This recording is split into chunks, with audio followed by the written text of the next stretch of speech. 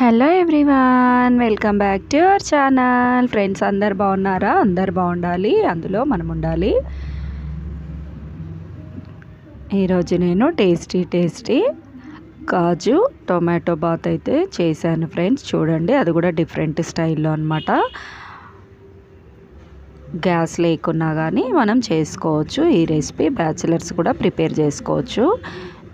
1/2 kg rice అయితే తీసుకొని ఒక 2 టైమ్స్ మంచిగా కడిగేసి నేను ఒక 1 అవర్ అయితే నానబెట్టుకున్నాను ఫ్రెండ్స్. నానబెట్టడం వలన అన్నము మంచిగా పొడి పొడిలాడుతూ వస్తుందన్నమాట మనకి.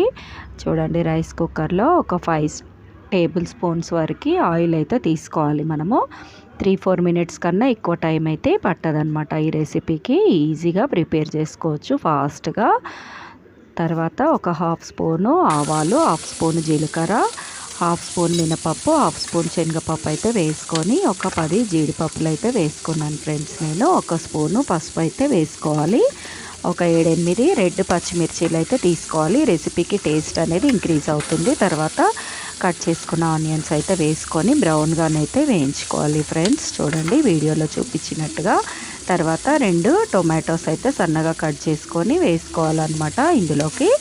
చాలా బాగుంటుంది. సింపుల్గా కూడా ట్రై చేసుకోవచ్చు మనము.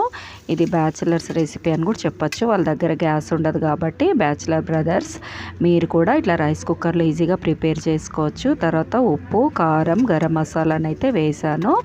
వేసి కొంచెము కలపాలన్నమాట. ఈ విధంగా టమాటాస్ మనకు మెత్తగా కూడా ఉడకనవసరం లేదు ఫ్రెండ్స్.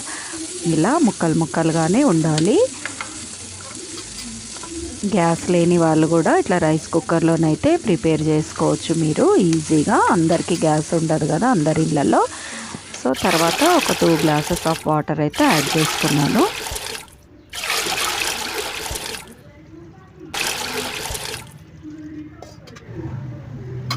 చూడండి, మన వాటర్ అయితే బాయిల్డ్ అవుతున్నాయి. ఈ స్టేజ్లో మనము నానబెట్టుకున్న రైస్ అయితే వేసుకోవాలి ఫ్రెండ్స్.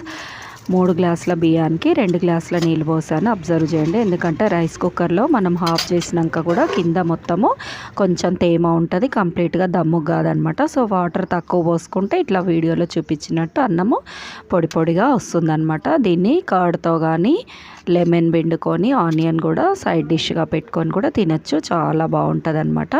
మీరు కూడా తప్పకుండా ట్రై చేయండి. అలాగే చిన్న రిక్వెస్ట్, ఎవరైనా నా ఛానల్ కొత్తగా చూస్తున్నట్టయితే ప్లీజ్ ఛానల్ అయితే సబ్స్క్రైబ్ చేసి సపోర్ట్ చేయండి ఫ్రెండ్స్. మీరు సపోర్ట్ చేయడం వలన మాకు ఇంకా కొంచెం ఎంకరేజింగ్గా ఉంటుంది. ఓకేనా? వీడియో నచ్చినట్టయితే లైక్ కంపల్సరీ చేయండి, మర్చిపోకండి. అలాగే మీ స్నేహితులకు, బంధువులకి నా ఛానల్ అయితే షేర్ చేసి కామెంట్ అయితే చేయండి. బాయ్.